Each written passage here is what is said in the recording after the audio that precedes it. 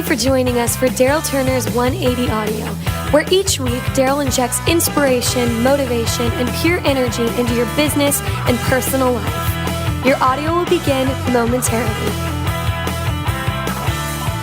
Happy Monday morning to you. Welcome to JumpStart 180 Audio. This week's audio is entitled United Flight 188. Now, for those of you that do any flying at all, you know that we have an arrangement with the airlines, right? We all have this agreement that they will hold every single plane for us as long as we are never late, right? Have you ever been in a situation where all of a sudden you're like 1 minute late and the flight is gone? I ran into that. You heard that a week or so ago, but I just want to talk to you about a culture. I want to talk to you about a flight, United Flight 188. You see, we were passing through Japan on our way to Guam to do some work, and we had a little bit of time in the airport, and the flight said it was delayed, originally going out at 12:25, slightly after noon, and then it was delayed until 1 o'clock.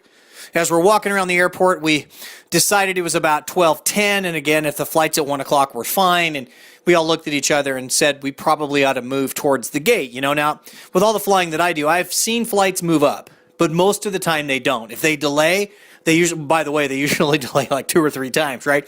But very rarely do they move up. But I still believe it's a good idea to be there just in case they do. So by the time we got to the gate, it was about 12:15, something like that, 12:20, and it said that was flashing on the board, UA 188 boarding. And then it said departs 12:25. So they moved that flight up. And of course, as we began to move a little faster toward the gate, we noticed that people were coming our way, and as they were coming our way, they were, of course, speaking in Japanese. Now, I don't understand Japanese, but I knew that they were there to help us, and they escorted us quickly up to security. They helped us take all of our laptops and everything out of our bag. They handed us off to 2 other people on the other side. They were all talking on walkie-talkies, and what they did was they assigned one person to each of us to get us through security, through the secondary gates, down the jetway. They've handed us off maybe 3 times right to our seat. They held the plane for the 4 of us. Now, what I find amazing is the fact that they not only knew we were there, they knew that we were supposed to be on that flight. They were looking for us, and when they saw us, they began to come our way. Now, what was funny was one of the young ladies that worked for the airline was saying something to me in Japanese, and I didn't know what she was saying until she started running, and then I figured that she's trying to tell me to run, so I, of course, ran with her. And again, everybody had someone assigned. Now watch. It's not about follow-up, it's about follow-through. You see, those of us who follow up look back to see what happened, but those of us who follow through set the stage for what's going to happen.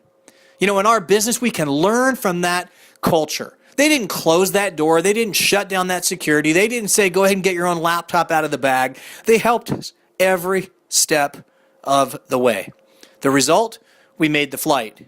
And by the way, I think there's only one flight a day that makes that run, so it would have been bad if we would have missed it. But we made that flight.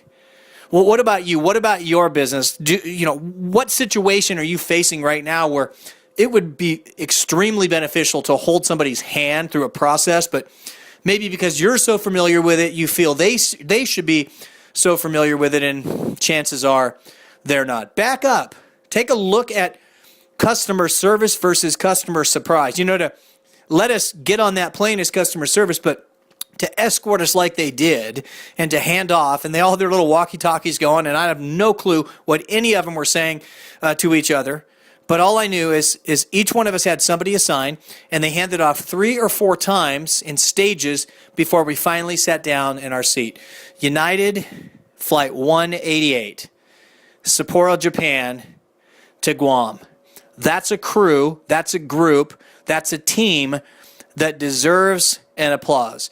Because the flight made it? No. Because we're safe? No. But because they cared enough to make sure that they followed all the way through. Thanks for joining me this week on JumpStart 180 Audio. I'll talk to you next week. Thank you for listening to this week's 180 Audio. For any questions or comments, please feel free to email us at info@darrylturner.com. Or you can follow Darryl on Twitter @DarrylTurner. We look forward to hearing from you soon.